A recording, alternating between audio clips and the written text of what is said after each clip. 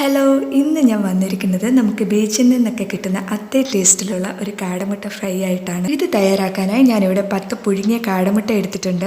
ഇനി ഒരു പാൻ നന്നായി ചൂടായ ശേഷം അതിലേക്ക് 2 ടീസ്പൂൺ വെളിച്ചെണ്ണ ഒഴിച്ചു കൊടുക്കാം. ഇതിലേക്ക് കുറച്ച് കറിവേപ്പില കൂടി ചേർത്ത് കൊടുക്കാം. ഇനി ഇതിലേക്ക് 1 ടീസ്പൂൺ മുളക് പൊടി, 1/2 ടീസ്പൂൺ പെരുംജീരകം പൊടിച്ചത്, 1/4 ടീസ്പൂൺ ചിക്കൻ മസാല, ആവശ്യത്തിനുള്ള ഉപ്പ് കൂടെ ചേർത്ത് ചെറിയ തീയിലിട്ട് തന്നെ ഇതിൻ്റെ പച്ചമണമൊക്കെ ഒന്ന് മാറുന്നത് വരെ ഈ മസാലയൊന്ന് വഴറ്റിയെടുക്കാം. ഈ മസാലയൊക്കെ വഴന്ന് വരുമ്പോൾ നമ്മൾ എടുത്തു വെച്ചിരിക്കുന്ന കാടമുട്ട കൂടെ ഇതിലേക്ക് ചേർത്ത് നന്നായിട്ട് ഇളക്കി യോജിപ്പിച്ച ശേഷം ഒരു 1 മിനിറ്റ് ഇതൊന്ന് വഴറ്റിയെടുക്കാം.